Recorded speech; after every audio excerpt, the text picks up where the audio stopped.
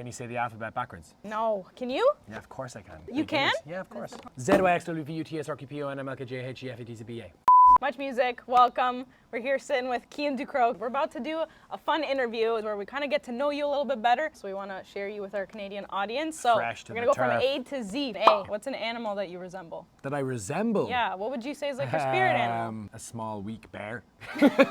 Why are you selling yourself short? Medium strong, like a grizzly bear. Why? Because you're just like... Just because I have brown hair and like a gingery brown beard. And friendly though. B, let's talk about busking. You do a lot of busking, you do a lot of, your flash mobs have been going viral. I just want to know the inspo, like how did the idea come about? I just always loved the idea of doing public videos. So everyone's calling them flash bombs, but like when I thought about it, for me, it was just like a prank. When I was a kid and a teenager, I just loved making like stupid like videos or like doing dumb things in public that were just kind of like funny and embarrassing. Yeah. So then, I don't know, I think I kind of just... Mix the two?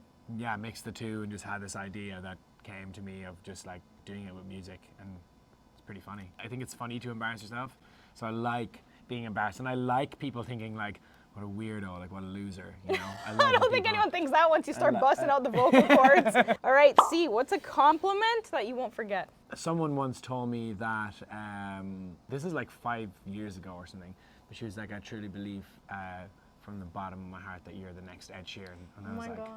Whoa. Were you open for Ed Sheeran? That's a big statement. So yeah, I've never forgotten that, and it was from like a peer as well. She's like, it was like the songwriter that I like really looked up to, and so I was like, to hear that was like, whoa. And then I opened up for Ed Sheeran, which is crazy. So full circle moment. 5 years later, the comment still sticks, and look at where you are now. Okay, D, let's talk your debut album, Victory. How was it like putting it all together? It's coming soon. Anticipation? It's coming soon. It's highly anticipated. I didn't have a lot of time to make it, that's the truth. But I think I liked the pressure and like the time constraint. I because then you can't overthink it. It's just I want to make these songs about this and about this and about this. I know what I want to write. I know what I want it to represent and feel like, and I know who I am in this moment. And I think because it's kind of like, it's all about like my whole life and like loads of different things I've been through, but because it was made in a short amount of time, it's like my perspective on those things in the space of a couple of months. And some songs of it were like older songs that I had written in the last few years as well, but so I think it feels like really like a time capsule in that kind of way as well, even though it's about things from all through my life. E, what's your favorite Ed Sheeran song? Give Me Love. Good one. F, first concert? First like popular music concert that was like one that I bought tickets for and stuff was Metallica and Tenacious D. Damn. Yeah, that was an iconic one. I think it was like 2008 in Marley Park in Dublin, so I think must have been like 10 or 11. Like, I was really young. Actually, it was my brother's tickets, and then he couldn't go. So I was like, thank you. You're like, I'll go. Wow, for that to be your first concert, that's pretty intense. And I was literally like front row as well, which is insane. Thing that you're most grateful for right now, for G? My happiness, probably. I think I'm just always in like a constant state of gratefulness, and I think that is what makes you happy, I think. Yeah, yes. I feel like if you're just always grateful for like what your life is and what's going around you. I just saw like a video that was like, and it was basically someone just saying like 20 years from now you would give anything to be the age that you are today, where you are, the health that you have. And I was like, that is so true. So yeah, I think it's so important to live in that like just gratefulness state all the time. What is your horoscope sign? Virgo.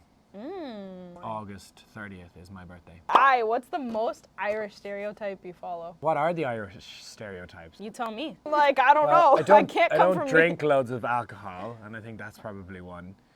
But I'm good. I can drink a lot. You don't? And it doesn't really affect me. Maybe that's like just like my blood is like just naturally like blended with alcohol. That's why I'm just always happy, just like good vibes. No, it's gratitude. Gratitude. It's just gratitude in the blood. I think Irish people love to just have a laugh and just like not take anything serious. J, you recently performed with the Jonas Brothers. Who's your favorite one? Oh, I have to say Kevin because. He's actually. I love it. First of all, love them all, but I just have to say Kevin because he's the one who personally asked me to perform. So that was amazing. And so we've like spoken the most, I love that. But they're all so nice, and I love obviously that. like icons and legends. So I love you all. What's your go-to karaoke song? I feel like Bruno Mars, When I Was Your Man. Damn. Or some like Eminem. Like, Damn, like what Stan a by different Eminem. spectrum here. You know what I'm saying? I'm all about that different spectrum. Yeah, love it. Switching it up. Yeah, I'm basically a combo of Bruno Of Mars and both of Eminem. If they had a baby and it looked like a Cian. bear. Hell, what's a lesson that stuck with you? In my life, there's been many moments where like I've reflected on like my past and sort of what I went through and like what my mom went through, like raising me and my brother. And I always remember like now asking her. I remember there was a moment where I asked her and I was like, I think it was when I was going through stuff like in the music industry where I was like struggling and trying to like make something, and it was just like really difficult, and I had like just felt like I was getting nowhere and no one believed in me, and I was just like out on my own.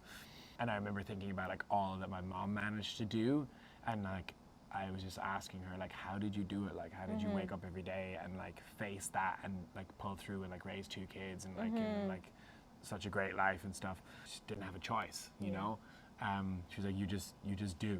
You just like, you wake up and you do it.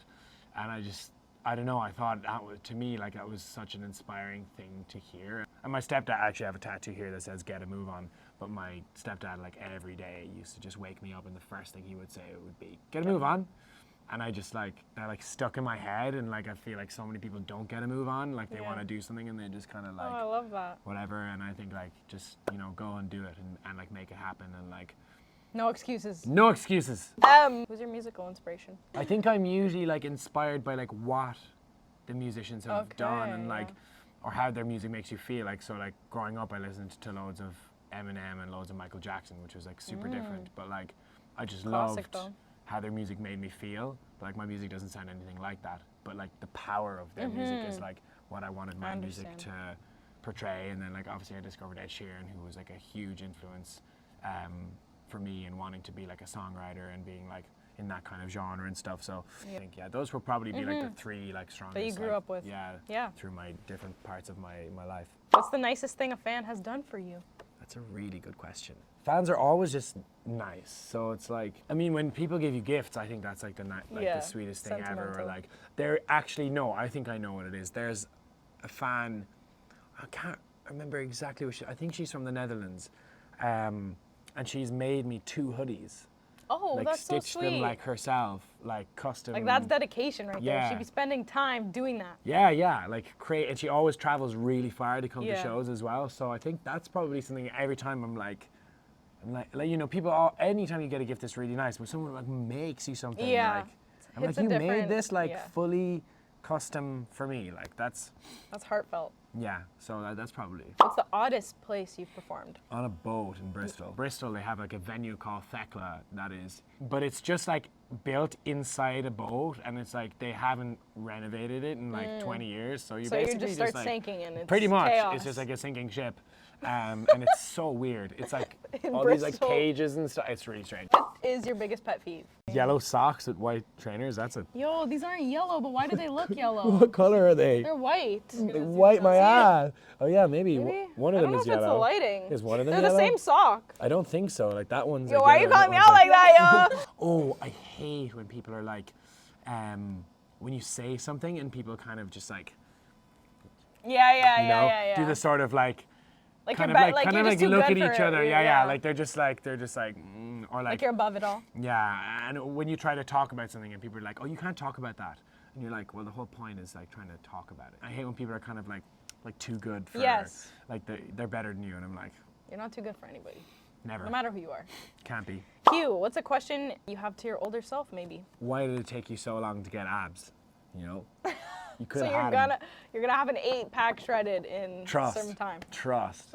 If not, then fuck's sake. Are you happy? Like, are you still happy? Still enjoying it? You know. R, what's the biggest risk you've taken?